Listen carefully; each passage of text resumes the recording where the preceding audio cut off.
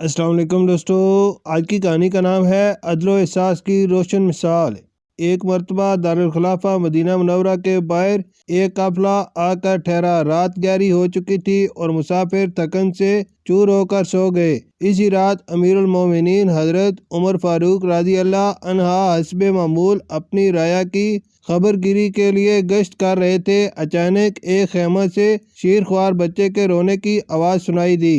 آپ رضی اللہ عنہ ٹھہر گئے اور بچے کی ماں سے فرمایا کہ بچے کو بلائیے اور اسے چپ کرائیے۔ پھر آگے بڑھ گئے۔ کچھ دیر بعد جب دوبارہ اسی راستے سے گزر ہوا تو پھر وہی رونے کی آواز سنائی دی۔ اس مرتبہ آپ رضی اللہ عنہ نے قدرے سخت لہجے میں فرمایا، تو کیسی ماں ہے کہ بچے کو مسلسل رلائے جا رہی ہے اور اسے چپ نہیں کراتی؟ عورت آپ رضی اللہ عنہ کو پہچانتی نہ تھی۔ اس نے جواب دیا، اے شخص، اپنی راہ لو اور مجھے پریشان نہ کرو۔ میں اس کا دودھ چھڑوانا چاہتی ہوں مگر یہ مانتا نہیں اور روتا ہے۔ آپ رضی اللہ عنہ نے حیرت سے پوچھا، اس کی عمر تو 1 سال بھی نہیں لگتی، اتنی جلدی دودھ کیوں چھڑوانا چاہتی ہو؟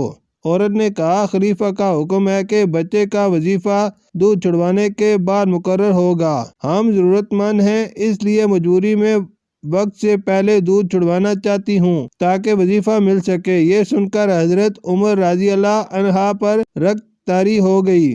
آپ رضی اللہ عنہ نہایت نرمی سے فرمانے لگے، اس معصوم پر ظلم نہ کرو، اسے دودھ پلاؤ، کل انشاءاللہ اس کا وظیفہ مقرر کر دیا جائے گا۔ اگلے دن نماز فجر کے بعد مسجد نبوی صلی اللہ علیہ وسلم میں آپ رضی اللہ عنہ نے حکم جاری فرمایا، آج سے ہر بچے کا وظیفہ اس کی پیدائش کے دن سے مقرر کیا جائے گا، دودھ چھڑانے کا انتظار نہیں کیا جائے گا۔ یہ تھے حضرت عمر بن خطاب رضی اللہ عنہ، جن کے دل میں ایک ننھے بچے کی سسکی بھی انقلاب برپا کر دیتی تھی۔ شکریہ۔